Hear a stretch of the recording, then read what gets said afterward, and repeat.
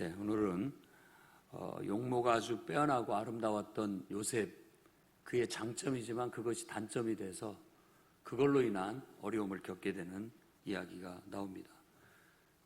자기 주인 보디발의 아내는 주인에게 총애를 듬뿍 받고 있는 바로 요셉에게 오랫동안 그를 유혹한 것으로 성경은 말하고 있습니다. 하지만 요셉은 완강하게 그 유혹을 거절하고 뿌리쳤습니다. 그 일로 인하여 주인의 미움을 사 오히려 죄를 뒤집어 쓰고 감옥에 가는, 변명할 여지도 없이 감옥에 처해지게 되는 결과를 가져오게 됩니다. 그래서 요셉의 유혹과 시험이라는 그런 주제를 가지고 다음과 같은 하나님 말씀을 여러분에게 전하고자 합니다. 첫째는 자신에 대한 신뢰를 소중히 여길 줄 아는 성도가 되어 유혹을 이겨나가시기를 바랍니다. 요셉이 이 유혹을 이겨내길 수 있었던 이유 찾아보면 자신에 대한 신뢰가 있었기 때문이라고 말할 수 있습니다. 자기 자신이 누군지를 알고, 또 자기가 해야 할 일이 무엇인지를 알고, 또 자기가 하지 말아야 할 일이 무엇인지를 알고 있는 거예요. 그렇기 때문에 자기 자신이 항상 성실하게, 자기 자신 앞에 부끄럽지 않고 자기 자신이 성실하게 살아왔기 때문에 이러한 유혹을 뿌리칠 수 있다는 겁니다. 여기서는 성적인 유혹으로 나오지만 인생에 이것이 가장 대표적인 유혹이라고 친다면 이 심리와 대부분의 유혹과 시험이 다 흡사합니다. 그래서 잠언서에서도 지혜를 가르칠 때 이 여인과의 관계를 통해서 가르치고 있는 겁니다. 그래서 지혜로운 여인은 우리에게 득이 되는 여인이고, 그러니까 그 현숙한 여인은 지혜의 여인을 말하고, 그 다음에 음란한 그런 여인은 우리를 망치는 그런 나쁜 습성이나 또 그런 본능을 말한다고 볼 수 있는 겁니다. 우리 스스로가 우리 안에 항상 우리의 이 본능이라는 것은 그런 유혹에 쉽게 노출될 수 있고 또 언제든지 유혹을 받을 수 있는 존재라는 사실을 인식해야 됩니다. 그러나 그런 것들 속에서 우리가 이런 건 단호하게 우리가 그것들을 생각지도 않고 거부할 수 있고 또 내 자신을 지킬 수 있는 것은 바로 자기에 대한 신뢰가 있어야 가능하다는 거예요. 자기를 함부로 쓰는 사람은 유혹이나 시험에 함부로 자기를 내방치게 됩니다. 그러나 자기 자신을 소중히 여기고 자기 자신에게 성실한 사람은 함부로 행동하지 않습니다. 말도 함부로 하지 않고 결정도 함부로 하지 않고 행동도 함부로 하지 않는다는 겁니다. 옛날에 이런 일화가 있습니다. 존 F 케너디 대통령께서 나사를 방문을 했습니다. 그래서 한 직원을 만나서 당신의 업무는 무엇입니까? 라고 이렇게 물어보자 그 직원이 대답했답니다. I'm helping put a man to the moon. 그러니까 나는 어떤 사람이냐? 인류를 달에 보내는 일을 돕고 있습니다. 라고 그렇게 답변을 했다는 거예요. 근데 그 사람이 그 나사에서 일하는 뛰어난 연구원도 아니었고요. 기술자도 아니었습니다. 그 나사의 건물을 관리하는 미화원이었던 거예요. 그럼에도 불구하고 그가 당당하게 자기는 인류를 달에 보내는 일을 지금 하고 있다라는 긍지와 자부심에 답변을 할 수 있었다는 거죠. 어떤 면에서는 그것이 바로 자기에 대한 신뢰고 자기에 대한 확신이고 자기에 대한 성실함인 겁니다. 사람이 살면서 자기 자신을 초라하게 생각을 하면 오늘 또 먹고 살기 위해서 어쩔 수 없이 내가 이 개고생을 하고 살아야 되는구나, 이렇게 천박하게 생각할 수가 있습니다. 꼭 천박하다는 말까지 비하할 필요는 없지만 우리가 그렇게 생각하면서 살 수도 있는 거예요. 그러나 내가 지금 이 하는 일이 내가 정말 하는 일은 가치가 있고 의미가 있고 누군가한테도 유익을 주는 아주 훌륭한 일이다라고 생각하면서 살아가게 된다면 더 자기 자신한테 더 충실하고 성실하다고 할 수 있다라는 겁니다. 그래서 우리 그리스도인들은 항상 자기 자신한테 성실한 삶을 사셔야 됩니다. 그걸 다른 말로 얘기한다면 소명이 있는 삶 혹은 목표가 있는 삶이라고 말할 수 있다는 겁니다. 나는 하나님이 뜻이 있어서 나를 이 땅에 보내셨어. 그래서 나는 소중하고 내 나름대로 존재 의미가 있고 가치가 있어요. 그래서 내가 내 일을 잘하는 것이 나에게도 기쁨이 되고 나를 사랑하는 것이고 그것만이 아니라 내 일을 내가 잘하는 것이 많은 사람에게도 유익이 된다. 그것도 하나님께도 영광이 된다라는 그런 소명의식을 갖고 살아가게 되면 모든 사람이 자기에 대한 정말 성실한 그런 삶을 살게 되는 겁니다.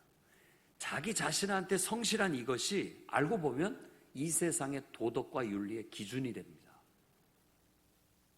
그것이 우리의 도덕성을 함양시키고 윤리성을 가져온다라는 거예요. 근데 자기 자신을 함부로 여기고 자기 자신한테 성실하지 못한 사람들에게는 도덕과 윤리성을 찾아보기가 쉽지 않습니다. 그래서 어쨌다는 거야. 내 마음대로 해도 그만이지. 이런 식의 그 성실함이나 책임감은 찾아볼 수가 없게 되는 거죠. 요셉은 어려서부터 아버지 집에 있을 때부터 저는 그랬다고 확신을 합니다. 그는 자기 자신에게 성실한 사람입니다. 자기를 신뢰한 사람이에요. 내가 정직하게 하면 된다. 나는 나를 믿는다. 라고 자기를 소중하게 여기는 거죠. 그리고 내가 정직하고 내가 진실하고 내가 최선을 다한다면 부끄러울 것도 없고 당당하다라는 그런 게 바로 자기를 신뢰하는 것이라고 할 수 있습니다. 그런 데서 긍지와 자부심이 나오는 거죠. 이 사람은 노예였지만 이런 면을 봤을 땐 노예가 아닙니다. 여주인은 그 집안의 여자 주인이었지만 그는 지금 욕망에 사로잡힌 노예일 뿐입니다. 누가 자유인이고 누가 노예인지 극명하게 표시가 되는 거예요. 정말 자기 자신을 사랑하고 신뢰하고 자기 자신에게 성실한 사람이 진정한 자유인이에요. 모든 성도들이 그렇게 살아갈 수 있기를 바랍니다. 여러분 자신을 모독하지 마십시오. 여러분 자신을 신뢰하고 자신한테 부끄럽지 않게 살아가는 거예요.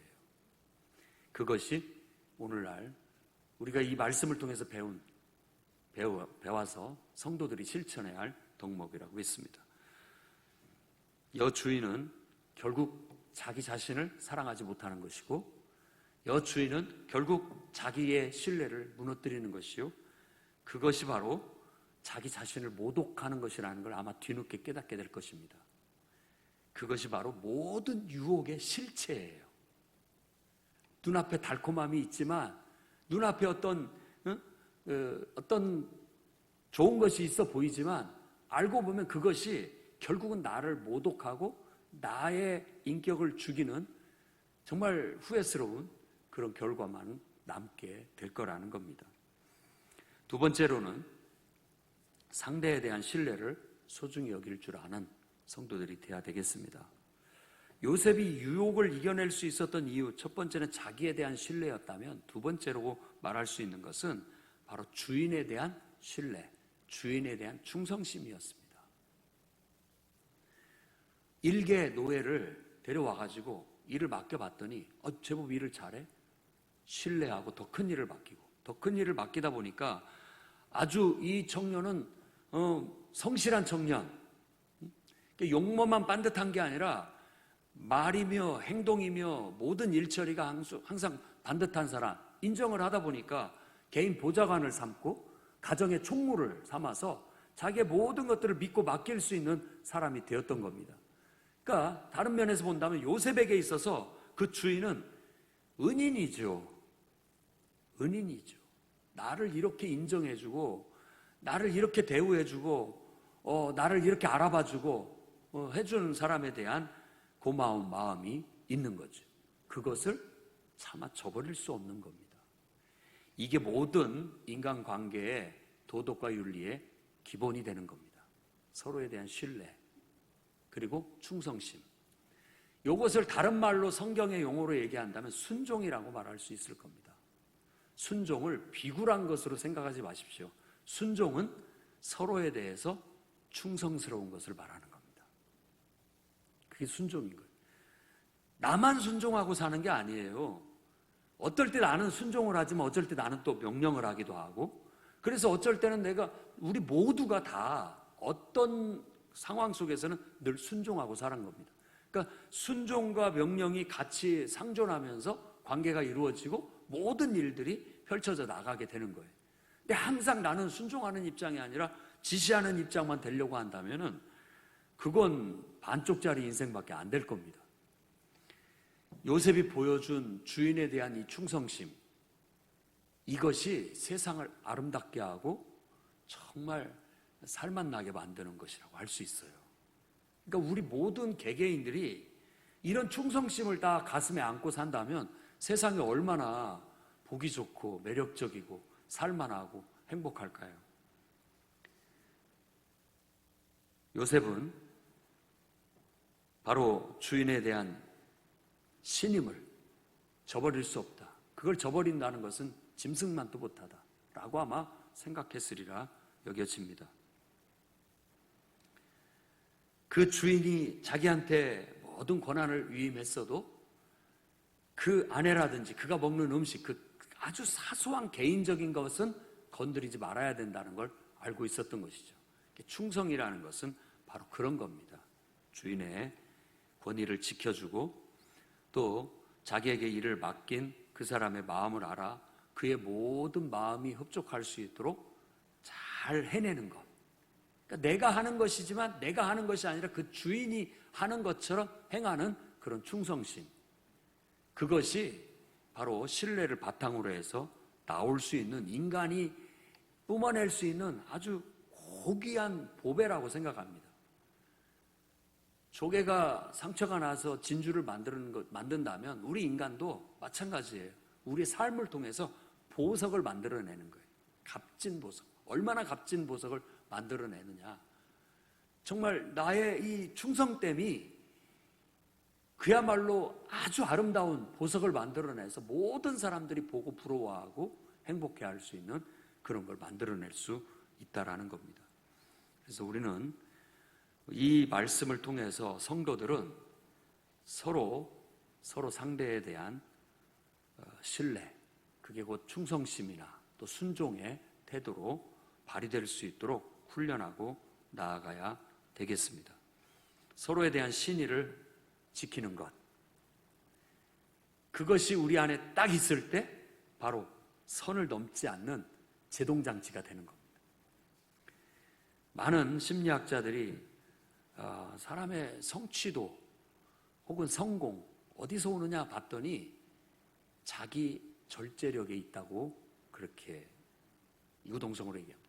지능도 영향이 있고 또 더 나아가서는 몇 가지 영향이 있습니다. 지능지수, 그리고 또 성취도, 또 자기 절제력, 그리고 감성지수, 여러 가지 것들이 있는데 그 중에서 성취도와 어떤 것들을 성공해내는 것에 있어서 가장 중요한 요소는 자기 절제력, 자기 통제력이라고 합니다. 자기 절제하는 사람이 좀 사람과 관계도 잘 못 맺고 좀 약간 좀 까칠까칠하고 이래더라도 그런 사람들이 항상 보면 뭔가를 이뤄내요. 성공하더라 이런 얘기예요. 보통 우리는 예의 바르고 또 착하고 부드럽고 착한 이런 사람들이 다 성공한다고 얘기하지만 사실 그러지 않아도 자기 통제력이 강한 사람들이 성취도가 높다고 그렇게 얘기를 합니다. 그래서 달릴 때 달릴 줄 알고 멈출 때 딱 멈출 줄 아는 거죠. 충성이란 어떤 면에서 그런 겁니다. 그런 거예요. 눈을 가리고 군인한테 제식 훈련을 시킵니다. 그 10m 앞에는 낭떠러지, 청길 낭떠러지. 앞으로 이 갓, 뒤로 돌아 이 갓. 이 사람도 명령을 내릴 때 자기가 명령을 잘못하면 거기에 떨어져 죽는 거예요. 근데 정확히 명령을 하는데 눈을 가리고 그 명령대로 순종하는 군인은 더 훌륭한 거죠. 만일 그 명령대로 한 발짝이라도 잘못해갖고 거꾸로 갔다가는 떨어져 죽을 수도 있는데, 그러니까 촉각을 곤두세우고 그 말 그대로 함으로써 서로가 안전할 수 있는 것. 어떻게 보면 그런 게 온전한 충성이 아닐까 하는 생각이 듭니다. 우리가 살아가는 사회나 공동체 속에서 이런 아름다운 신의를 바탕으로 한 충성심이 피어날 수 있도록 우리 성도들도 살아갈 수 있기를 바랍니다. 이와 같은 신의를 지키고 서로에 대한 충성심을 발휘할 때 유혹, 그건 아무것도 아닌 걸로 우리가 물리칠 수 있는 겁니다. 항상 유혹은 이런 것들을 깨기 위해서 오는 거예요. 나에 대한 신뢰를 깨버려서 나를 망가뜨리게 되는 거고, 또 상대방과의 신뢰를 깨버려서 그 관계를 깨뜨려버리게 하는 것이 유혹이고 시험인 겁니다. 그것은 눈앞에 있는 이익이 눈을 가려서 그렇게 행동할 수 있게 만들거나, 눈앞에 있는 욕망이 눈을 가려서 그렇게 행동할 수 있게 하나, 이런 좋은 것이 우리 안에 자신에 대한 성실함이나 또 다른 사람에 대한 충성심이나 이런 것들이 있게 되면 그건 바늘도 들어가지 않습니다. 전혀 유혹이 되지 않습니다. 단호하게 그 모든 것들을 제거하고 갈 수 있게 된다는 겁니다. 그 다음에 세 번째로는 하나님께 대한 신뢰를 소중히 여길 수 있는 성도들이 되시기를 바랍니다. 요셉은 주인의 계속된 요청 앞에 주인 앞에 내가 그럴 수가 없다. 나를 총애하고 나에게 이렇게 믿음을 신임하는 주인 앞에 내가 어떻게 그런 일을 할 수 있느냐. 그뿐만이 아니라 그 말 속에는 이건 하나님 앞에 너무나 큰 죄가 되기 때문에 할 수 없다라고 하나님이 그의 도덕적, 윤리적 판단의 기준에 있다라는 걸 기억해야 되는 겁니다. 그래서 기독교 윤리는 원래 없습니다. 딱 하나만 있죠. 그러니까 그 율법은 태어나면서부터 죽을 때까지 여러 가지 삶의 규칙들을 외우게 하고 그걸 지키게 합니다.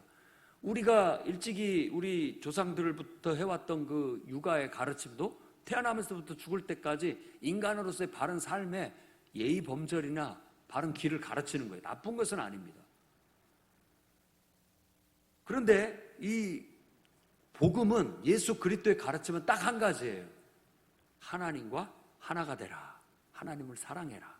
하나님을 경외하라. 그거 하나밖에 없는 거예요.